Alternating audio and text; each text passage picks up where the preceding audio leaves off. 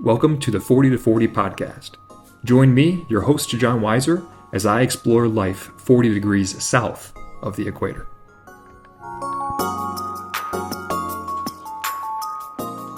Welcome to episode 2 of the 40 to 40 podcast. Today we're getting into every Argentine's favorite topic, which is inflation. So I wanted to start this episode with this dream that I had, which I'm not a big dream guy, but this dream that I had was particularly vivid when I arrived in Argentina. I think it was maybe 1 or 2 weeks after I arrived, and I had this dream that I go into my wife's grandmother's apartment, and she explains to us how she went in the 90s. She had this dream, this goal that she wanted to save up enough money. She wanted to work really hard so that she could be financially independent. So that was this dream. She said to herself, if I had $100,000, I could retire on that in Argentina because of the low cost of living. And so that was her dream, that was her passion. And she didn't want to put the money in the banks because Argentines had problems before with inflation and putting money in the bank. So she said, I'm going to save $100,000 and I'm going to put it into this closet here, and that's what I was going to do to become financially independent. And so she was passionate. She worked super hard. She saved her money, and she saved 100,000 pesos at the time. And in the 90s, the peso and the dollar were 1-to-1. So she saved $100,000, but she saved it in pesos. And she walks into her closet. So in this dream, my wife and I are in her apartment. She walks into her closet and she grabs this stack of 100 peso bills, really old bills. And she pulls it out and she puts it on the table. It's this big stack, 100 pesos, or was it 1,000? Was that 1,000 or 100? I can't do the math now. It's 1,000 or 100? 100? 100? No, 100 would be 10,000. Okay. Math time. So 1,000 add 2 zeros is 100,000. There we are. So it's 1,100 peso bills. And my wife and I just start weeping. It was just this weird emotional thing because you had this passion, you had this dream to do the right thing and to work so hard, and you put it into this physical paper and you put it in your closet, and you've completed your goal and you're so happy. And then even though you tried so hard to do the right thing, these powers that you don't control just come in and just punch you and beat you down and say, nope, that's not worth $100,000 anymore. And so it was a strange dream. It wasn't real. Her grandma does not have 100,000 pesos in the closet, but it was just so emotional, this idea of a dream that you can't achieve. The inability to try to be responsible. You're not allowed to be responsible. That is not worth $100,000 anymore. And it took me a long time to even tell my wife about it because it felt so emotional. This desperate hopelessness that her grandmother had. So anyways, that was a couple weeks into being in Argentina. I had this really strange dream. And just to help you understand why it was so emotional. So back in the 90s, the dollar and the peso were pegged 1-to-1. There's this president called Menem. And so he pegs the dollar. He says, if you give me 1 peso, I'll give you $1. It's a 1-to-1 relationship. By 2002, they find out they don't have the reserves for that, and so there's a crisis. I think in end of 2001, beginning of 2002, and that's when that 1-to-1 relationship stops. And there's a financial crisis. And so people realize their money is no longer worth what they thought it would be. In 2010, my wife goes to the university in the United States, and it's a 1-to-4 relationship. So $1, 4 pesos. 2014, the first time that I visited Argentina, it was a $1 to 13 peso relationship. So it's gone up 3 times in 4 years. So three times the peso is 3 times less valuable in 4 years. March 2023, so just a year ago, my friends and I did an Argentina trip. And when they were down here, we were getting 380 pesos for $1. So we went from 13 pesos to $1 to 380 pesos in 9 years. And what's kind of crazy is from March 2023 last year until January 2024 this year, we've gone from 380 to 1,220. So 200% inflation, which is you could say it's comical, but it's really not, because it's really very, very difficult for the people who live here and have to deal with that. So that's why when her grandmother pulls out this stack of papers, it looks like it should be worth a lot, and it's not. That's why it's so emotional, because you've gone from $100,000 in the 90s to now $81.96 if you use an exchange rate of 1,220 pesos to a dollar. $100,000, $81 because of inflation. It's just terrifying, right? So just so you get an idea of the bills that we have, if you're watching, oh, I don't have my wallet on me. You want to pass me my wallet, or should be in the front there? Perfect. Thank you, sir. All right, I've only got a couple bills. I don't have many. If you're watching, there's 100 peso bill. I don't know if you can see that at all. We've got statue on the front, and then on the other side we've got Miss Evita Peron here. So 100 pesos, so that is a whopping 80 cents. That's 8 cents. So this is 8 or 9 cents now. And then the biggest bill that you typically see is the 1,000 peso, which has a bird and a tree. Oh, how's The 2,000, yeah, you don't see the 2,000 that often, but the 1,000 is worth 80 cents, a little bit over 80 cents. And then, like Benjamin said, they have the 2,000, which is $1.60, $1.80, something like that. So you don't have a very valuable bills system, which creates more inefficiencies, which we'll get into that later.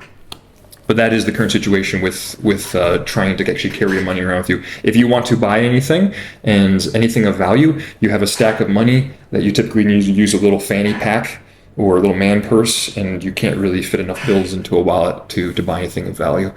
So that's the current situation with money. All right, so how does this happen? I think before we answer the question of how does it happen, you need to understand the Argentine perspective towards a $100 bill, so the US $100 bill. It's something like this. So if you think about it, what is the process of getting a $100 bill in the United States?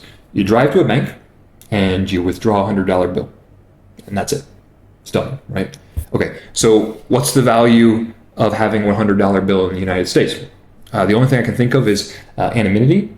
So if you want to buy something of value, you don't want to have the on your credit card, or you personally like to be private, then you can use $100 bills to buy expensive things. That's really the only advantage. And you can have a lot of cash in your wallet without using a lot of space. So if you had $20 bills, for example, that would take up a lot more space. Okay, those are the two benefits I can think of. Negatives, you're not earning any interest. So typically interest rates right now in like a money market account are almost close to 5%. So if you have your money in physical cash, you're losing out on interest. It can get damaged, and then it's not worth as much if it gets ripped in half or ruined or something. And not just worth, it's not worth anything then, but that's fine. And then some places also don't accept large bills. So that's the only thing I can think of. It's not earning interest, it can get damaged, and some places you go there and say, hey, can I use a $100 bill? And they say, no, we don't accept bills that large. So there's some negatives. All right, now in Argentina, if you want to get a $100 bill in Argentina, all right, you can go to the bank, and then they have a limit typically that you can get $200 a month at the official rate. However, they put so many criterias on that most, or criterium for our grammar or English friends out there, they put so many criterium on that it disqualifies most people. So for example, I have a friend who received financial aid during the COVID pandemic, so he probably received it in 2020, 2021 maybe. And because of that financial aid he received, he is disqualified from ever getting a dollar from the bank at the official rate. Kind of absurd, but that's basically, he can't get dollars officially, okay?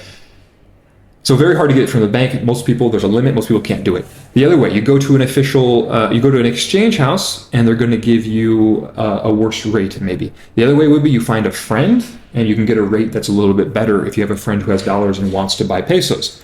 And then the other way would be that you get a platform where you can change pesos into a digital dollar, a crypto dollar, like a USDT or USDC, and you can save that way. So those are the main options for Argentina. Much more difficult. The supply is much more limited. And so therefore people are willing to pay more and more pesos to get the $100 bills because the supply is limited, but the demand is high. because people don't want to leave their money in pesos. So high demand, low supply causes the unofficial rate to go up, while the official rate stays at an unrealistically low rate for exchange. Okay, so what's the value or the advantage of having $100 bills here? So for every Argentine, they're extremely interested in having the $100 bill because it protects them from inflation, essentially. Now, we know in the United States that we had inflation of 8% last year, something like that, 8 or 9%, which felt like a lot. And therefore, the Argentines who are holding the $100 bills are also experiencing inflation. But it's a lot less inflation than if they would have had pesos. So for them, they use this as a saving mechanism, even though it's not the best saving mechanism. And then also the other advantage of having dollars is that it's the only way sometimes to buy a high value item like a car or land or a house, is that people want to have that payment often in dollars. And so that is the reasons and the value for an Argentine. So the negatives for Argentines to carry a dollar are basically the same negatives in the United States. You have a chance of getting the dollar being damaged, and you also have the disadvantage that it's not growing any interest. Most places will accept dollars, so that's not typically a disadvantage. But the other disadvantage they have that we don't have in the United States is that if you have a dollar and it's wrinkled, if you have a dollar and there's pen on it, if you have a dollar and it's ripped a little bit, if it's folded, and you go to an exchange house, they say, oh, that dollar's damaged a little bit, I'm going to give you 10% less for it.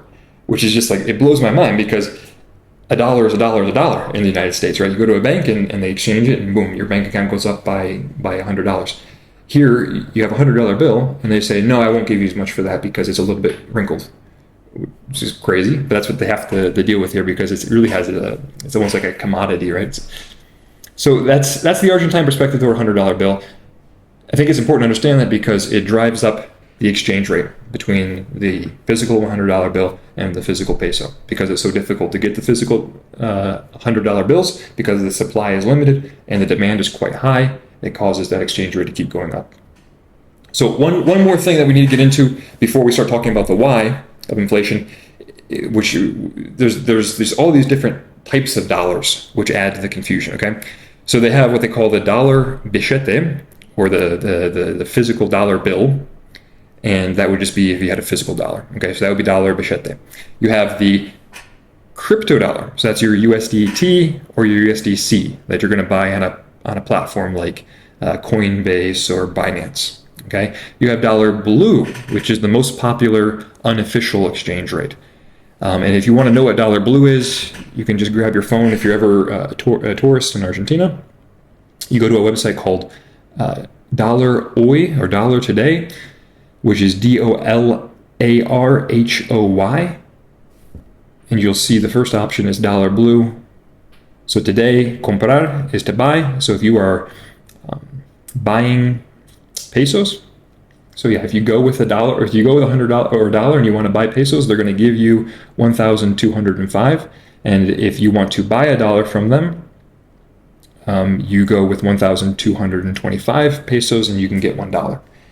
And so typically if you're with a friend and you're doing exchange rate with a friend, you would grab a number in the middle. So if you're visiting Buenos Aires or Argentina, you can go to this website, you can find out what the dollar blue is, and you can show it to like a restaurant owner, and you could say, hey, I'll give you $100, can you give me 1,215 pesos for $1,000? And so it's for $100, for example. So it's a good way to ensure that you're getting a good exchange rate, that someone's not ripping you off. You just go to dollar away. All right, so those are three different types of dollars. Now it gets a little more confusing. They have dollar bolsa, dollar tarjeta, dollar contado con liqui, and another one I just heard about today from a friend is dollar Coldplay. Yes, the band. So when the band came to Argentina, he tells me that basically the government made a new rate. It wasn't the official rate, but it was the rate they were going to use for the Coldplay concert, which is kind of crazy. But what you see, there's basically all these games because the government does not want to admit that the official dollar should be higher. They hold the official dollar low, and then they create all these other dollar exchange rates for imports, for exports, for using your credit card outside of the country. And then also you have the unofficial one that you get whenever you go to an unofficial exchange house. So that adds to all this confusion about what is the real exchange rate and what is the real inflation. And then another effect of inflation that's important to talk about before we get into the why is inflation and culture. So what have I seen since I've been here? I've met people who have moved to Spain. I've met people who want to move to Spain. I have one friend who wants to move to Canada, who's working on that. And I've met other people who have gone to Australia to work a little bit, or who have gone to Australia long term. I also met one person who, while living in Australia and doing handy labor through an app, he could make more money and save more money there than he could as a lawyer in Argentina, and earning pesos as well.